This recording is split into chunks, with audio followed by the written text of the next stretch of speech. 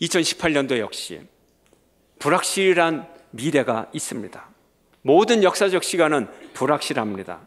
그러나 극단적인 경우조차도 예상은 할 수 있는 상황이고, 당면한 문제의 대상이 있고 반응해야 될 목적이 있고 상황이 있고, 그래서 우리는 2018년도는 도전할 만한 시간이다, 도전의 준비를 가능하다, 우리는 이렇게 말할 수가 있습니다. 우리는 새로운 현실에 도전해 볼 만한 가능성이 있는 것입니다. 그런데 우리가 도전해야 될 대상이 우리보다 키가 더 크다든지, 그 앞에 서는 순간 내가 초라해 보이고 왜소해 보이는 그런 대상이라면 참 도전이 어렵습니다. 이런 도전 앞에 선 한 사람이 있습니다. 여호수아라는 사람입니다. 오늘 본문 여호수아서는 바로 이 여호수아를 중심 인물로 묘사하고 있는 성경입니다.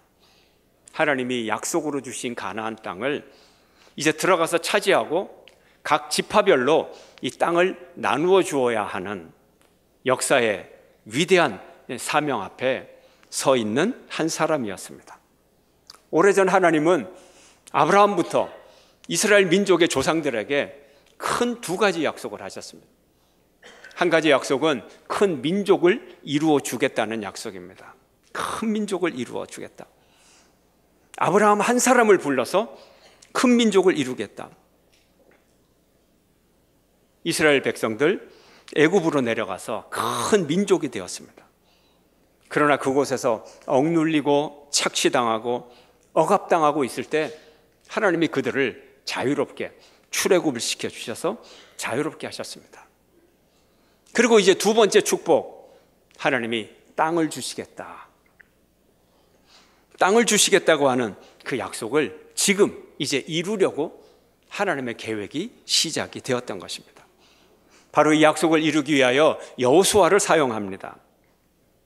여호수아, 이제 그는 모세의 후계자로서 이스라엘 백성들을 가나안 땅으로 인도하고 그곳을 정복하고 차지하고 족속을 따라 나누어 줘야 할 이제 정복 전쟁의 리더로서 등장을 하게 되는 것입니다. 이제 우리가 도전의 승리를 하려면 두려움을 극복해야 되는데, 어떤 도전이든 두려움 없는 도전은 없습니다. 우리의 두려움은 두 종류가 있습니다. 현실적인 두려움과 비현실적 두려움입니다. 첫째로 현실적 두려움입니다. 아이들이 불에 대해서 공포가 없다면, 두려움이 없다면 굉장히 위험한 상황이죠. 아이들이 불을 두려워해야 됩니다. 그래야 화상을 입지 않고 또 아이가 화재를 일으키지 않고 불장난을 하지 않게 될 것입니다. 과속하는 차 안에서 불안감을 느껴야 안전 운행을 할 수가 있는 것입니다. 우리가 도전과 전쟁에서 승리하려면 현실 상황을 잘 알아야 됩니다. 이것 역시 두려움의, 현실적 두려움의 대상이 되는 거죠. 가나안 정복을 앞두고 여호수아는 두려움에 사로잡혔습니다. 전쟁은 이 민족이 지금까지 제대로 한 적이 없습니다. 지금까지 한 전쟁은 대표적으로 큰 전쟁 2개를 했는데, 하나가 미디안의 5왕의 연합군을 무찔렀어요. 그리고 길르앗 땅, 요단강 동쪽의 길르앗 땅을 차지했습니다. 그것도 자신의 힘으로 이긴 것이 아니고 하나님께서 이기게 해 주셨습니다. 미디안 5왕 연합군과의 전쟁은 그래서 전쟁을 한 것처럼 묘사가 되어 있지만, 요단 동쪽의 길르앗 땅, 그 넓은 땅을 차지한 것은 전쟁사가 없어요. 그 얘기는 전쟁을 안 하고 하나님이 도와주셔서 거저 먹었다는 얘기예요. 그 사람들이 전의를 잃어버리고 항복했다는 얘기입니다.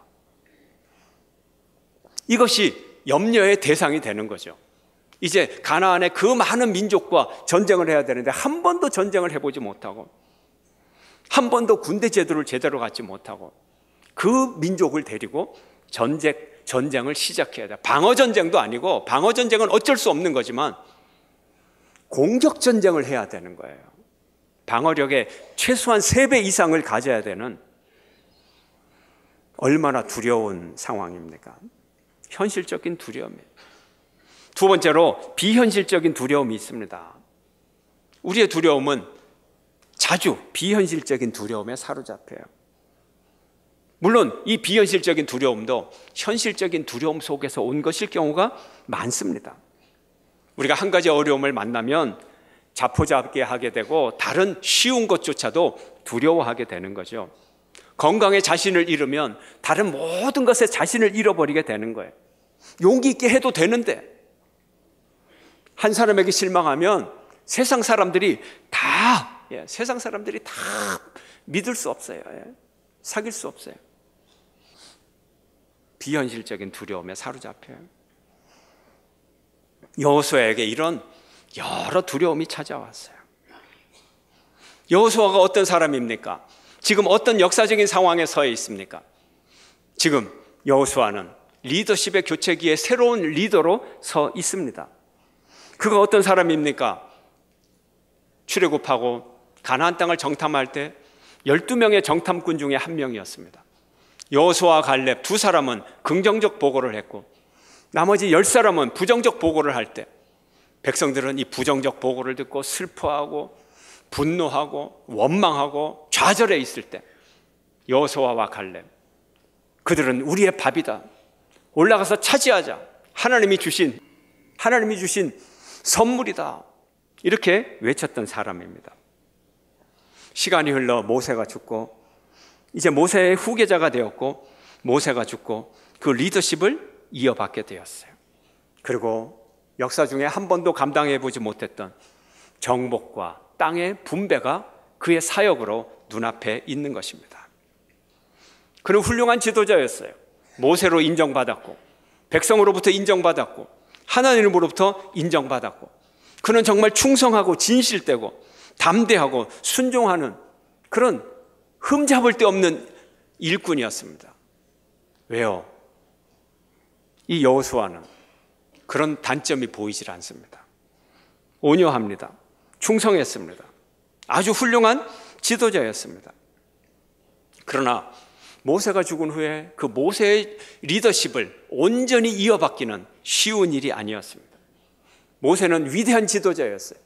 여러 지도자 중에 한 명이 아니라 그는 유일한 지도자였고 그가 길과 희망이었고 그가 민족의 미래였고 승리였으며 그가 율법이었고 그가 법이었고 철학이었고 그가 비빌 언덕이었던 것입니다. 이스라엘 백성들의 모든 민족의 불순종을 하나님 앞에 나가 더 큰 순종을 함으로 민족을 리더할 수 있었던 사람이었던 것입니다. 그 리더십을 누가 이어받을 수 있겠습니까? 오늘날 우리 성도들은 성경을 읽으면서 여호수아 이름 나오면 항상 25살짜리 청년으로 떠올라요. 여호수아 청년이죠, 그죠? 예. 성경에서 청년 여호수아 이렇게 나왔어요. 청년 여호수아. 근데 성경에서 청년 여호수아 이렇게 얘기할 때 그 청년이 몇 살인지 아십니까, 여러분? 출애굽하고 그 다음 해 1년 지나서 정탐꾼을 보냈어요. 12명의 정탐꾼이라 그랬어요. 12명이 어떤 존재입니까? 족장이에요, 족장. 12지파의 청년이 아니라 12지파의 최고 우두머리 족장이에요. 그럼 나이가 몇 살쯤 돼야 족장이 될까요? 최소한 40살 이상. 족장이었어요, 출애굽 때. 그리고 40년이 흘렀어요. 몇 살일까요, 그 청년이? 그러니까 우리의 잘못이 아니에요. 우리의 잘못이 아니에요. 성경이 청년이라고 썼기 때문에 여호수아는 나이도 먹지 않는, 떡국도 먹지 않아서 나이도 먹지 않은 영원한 25살 청년이에요. 제가 왜 뜸을 들이나요? 지금 이 여호수아 1장 1절 이거 쓸 때 여호수아의 나이는 95세. 출애굽할 때 54세. 그리고 40년이 흐르고 모세가 죽고 1년이 지난 후, 그래서 지금 95세예요. 95세. 출애굽할 때 20세 이상 된 청년들은 모세와 여호수아와 갈렙 3명을 제외하고는 20세 이상 된 청년들은, 이 성인들은 광야에서 다 죽으리라. 그래서 광야를 통과하면서 최고령층 모세와 여호수아와 갈렙 3명밖에 없었어요. 이제 모세가 죽었습니다. 이제 여호수아가 최고령 95세입니다. 그럼에도 불구하고 그는 여전히 청년의 이미지를 가지고 있습니다. 성경이 그렇게 묘사하고 있기 때문에 그렇습니다. 오늘 여호수아가 주인공으로 등장하는 1장 1절조차도 모세의 수종자 여호수아다. 왜 꼭 그렇게 표현해야 됐을까요? 그 이미지를 벗어날 수가 없는 거예요. 영원한 청년의 이미지인 것입니다. 바로 이것이 이스라엘 백성들이 여호수아의 리더십을 쉽게 받아들이기가 어려웠다는 거죠. 성경이 그렇게 묘사하고 있습니다. 이런 상황적, 내부적 리더십의 어려움이 있고 또 외부적 상황적 어려움이 있습니다. 가나안 땅을 차지하라. 어떻게 차지합니까? 토지 매입을 통해서 차지하라. 아닙니다. 평화 조약을 맺어서 차지하라. 아닙니다. 정복, 전쟁을 통해서 차지하는 것입니다. 하나님은 말씀하십니다. 발로 밟기만 하면 그 땅을 주리라. 그 땅을 어떻게 밟습니까? 국경선을 어떻게 넘어갑니까? 전쟁을 해야 그 땅을 밟지요. 물론 이 전쟁은 하나님이 주도하시는 전쟁입니다. 전쟁을 시작만 해봐라. 진격만 해봐라. 내가 약속한 것이니 무조건 승리하게 하겠다. 이기게 해주겠다. 그러나 이스라엘 백성들은 변변찮은 무기도 없어요. 군대 조직도 없어요. 훈련도 받지 못했어요. 경험도 없어요. 결정적으로 하나님의 말씀에 대한 믿음이 없어요. 이걸 어떻게 합니까? 가나안에는 왕국이 있고 왕이 있고 성곽이 있고 요새가 있고 무기가 있고 군대가 있고 훈련이 있고 군사 동맹이 있어요. 두려워요. 두려움이 찾아와요. 두려움을 극복해야 됩니다. 우리가 여호수아라면 안과 밖의 이 두려움을 어떻게 극복을 할까요? 누군가가 좀 도와줘야 되지 않겠어요? 어디 가서 도움을 구할까요? 멘토가 있으면 참 좋겠어요. 그러나 그 멘토 모세는 죽었어요. 그 지혜를 대신할 사람도 없어요. 이때 하나님께서 나타나서 여호수아를 위로하십니다. 하나님이 여호수아의 멘토가 되셨어요. 이 사실이 중요합니다. 하나님을 만나는 여러분 되시기를 축원합니다. 불안과 위기의 상황에서 하나님이 우리의 위로자가 되시고 하나님의 해결자가 되심을 믿으시기를 바랍니다. 하나님이 여호수아에게 3가지 두려움 극복 방법을 알려줍니다. 첫째, 하나님의 임재의 능력입니다. 하나님 임재의 힘입니다. 내가 너와 함께 할 거야. 이것이 너에게는 힘이야. 하나님이 우리와 함께 하심이 능력임을 믿으시기를 바랍니다. 하나님이 우리와 함께 해야 우리가 힘이 있는 거예요. 하나님 없다면 우리는 고아잖아요. 하나님 없다면 버림받은 자식이잖아요. 하나님 믿는 하나님의 임재의 능력이 있는 저와 여러분 되시기를 축원합니다. 출산하는 아내에게 남편이 있다는 게 힘이에요. 제 아내가 2아이를 출산을 했는데 하나님의 은혜로 제가 2번 다 분만실에 들어갈 수가 있었어요. 실제적인 도움은 의료진들이 다 하잖아요. 근데 저를 의지하겠다고 제 손을 얼마나 꽉 잡는지 뼈가 부러지는 줄 알았어요. 그러고서는 요즘도 그 분만실에서 제가 옆에서 손을 잡아준 것이 큰 위로가 됐다는 거예요. 큰 위로가 됐다. 예, 아멘입니다. 예, 아멘. 위로가 됐다는 거예요. 중병과 싸우는 환자에게 가족의 보살핌, 함께함, 이것이 큰 위로죠. 우리의 삶의 현장에 하나님의 함께하심이 힘이 됨을 믿으시기를 축원합니다. 5절 말씀 함께 읽겠습니다. 다 함께. 내 평생에 너를 능히 대적할 자가 없으리니 내가 모세와 함께 있었던 것 같이 너와 함께 있을 것임이니라. 내가 너를 떠나지 아니하며 버리지 아니하리니. 아멘. 하나님이 모세를 떠나지 않고 백성들을 떠나지 않은 것처럼 이제 앞으로도 여호수아와 백성과 내가 너와 함께 하리라. 떠나지 아니하라. 얼마나 강조했는지 몰라요. 너와 모세처럼 너와 함께 있을 것이다. 떠나지 않겠다. 버리지 않겠다. 하나님의 약속의 말씀인 것입니다. 군사 전략의 승리의 이유가 있는 것 아니고 순종의 본과 하나님과 함께함이 승리의 삶임을 믿으시기를 축원합니다. 두 번째로 하나님이 두려움 극복의 힘으로 우리에게 주신 것, 하나님의 약속의 힘입니다. 말씀의 능력입니다. 강해지고 담대해지는 것, 두려움을 이기는 것, 말씀 따라 사는 것입니다. 내가 말씀 따라 산다면 어떤 고난이 와도 우리는 그 고난을 이길 수가 있어요. 의미가 있어요. 극복할 수가 있어요. 두려움을 극복합니다. 우리 인생의 최고 원칙은 하나님의 말씀입니다. 함께 읽어볼까요? 7절입니다. 다 함께. 오직 강하고 극히 담대하여 나의 종 모세가 내게 명령한 그 율법을 다 지켜 행하고 우로나 좌로나 치우치지 말라. 그리하면 어디로 가든지 형통하리니. 아멘. 극히 담대하여 뭘 하라고요? 율법을 지켜 행하라는 거예요. 순종하라는 거예요. 우리가 적군과 싸울 때만 용기가 필요한 것이 아니고 적군과 싸우기 전에 하나님의 말씀을 믿는 그 믿음에 우리가 힘을 내야 된다는 거예요. 큰 용기가 필요하다는 거예요. 여러분, 사업을 새롭게 한다든지 새로운 계획을 세울 때 어디가 힘이 듭니까? 무엇이 힘이 듭니까? 결정하는 데 힘이 들잖아요. 거기에 얼마나 많은 에너지가 들어가고 얼마나 많은 시간이 들어갑니까? 할까 말까 망설이고 주저하고 내적인 에너지를 그런 곳에 낭비하지 말고 믿음의 에너지를 쓰라는 거예요. 믿는 일에 힘쓰라는 거예요. 이것이 소중합니다. 믿음이 강해지기를 힘쓰고 믿음의 담대함을 위해 힘쓰고 믿음의 용기를 가지라는 거예요. 믿음의 힘이 필요합니다. 어떤 분은 그래요. 믿어지지가 않는데요. 수동태잖아요. 믿어지지 않지요. 자기 마음을 누가 다스려 줍니까? 제가 믿어줄까요, 대신? 여러분 중에 믿음이 없는 분 있으면 제가 대신 믿어줄까요? 안 믿어진대. 안 믿어지죠.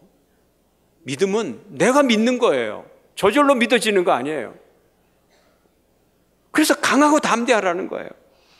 이 구절을요, 공동 번역에서 아주 표현을 잘 해놨습니다. 같은 구절인데 다른 번역으로 함께 읽겠습니다. 다 함께. 용기 백배 있는 힘을 다 내어라. 그래서 내 종 모세가 너에게 지시한 모든 법을 한눈 팔지 말고 성심껏 지켜라. 그리하면 내가 하는 모든 일이 뜻대로 되리라. 우리가 모든 일이 뜻대로 되기를 원하잖아요. 근데 그 방법이 뭐라고요? 있는 힘을 다해서, 젖먹던 힘을 다해서 뭘 지키라? 말씀을 지키라. 이것이 성경의 해답인 것입니다. 오죽 이것이 중요하면 이 짧은 본문에 말씀 지키라는 것을 3번 이상 계속 강조를 했어요. 8절 말씀 한 번 더 읽겠습니다. 다 함께.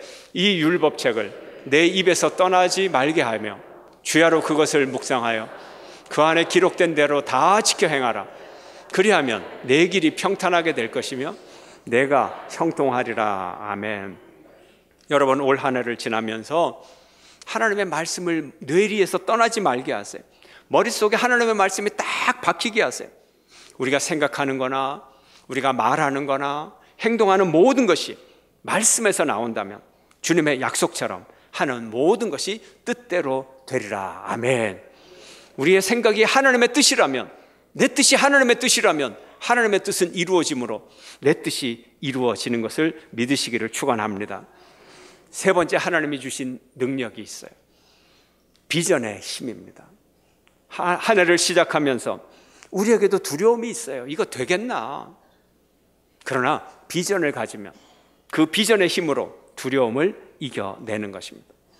한 공동체는 같은 꿈을 꾸어야 돼요. 하나님의 약속은 비전의 약속입니다. 하나님은 모세에게 말합니다. 유브라데 강까지 가라. 그곳을 발바닥으로 밟으라. 그리하면 너의 소유가 되리라. 여호수아에게 말합니다. 너도 유브라데까지 가라. 발로 밟으라. 그러면 너의 소유가 되리라. 내가 주리라.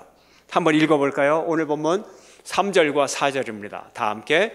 내가 모세에게 말한 바와 같이 너희 발바닥으로 밟는 곳은 모두 내가 너희에게 주었노니 곧 광야와 이 레바논에서부터 큰 강 곧 유브라데 강까지 해쪽 속의 온 땅과 또 해지는 쪽 대해까지 너희의 영토가 되리라. 아멘. 요 구절 잠시 보여주세요. 계속. 이 약속을 보면 하나님의 약속하신 그 땅이 얼마나 광대한 땅인가. 하나님이 원대한 비전을 주셨어요. 하나님의 약속은 가나안 땅이 아니에요.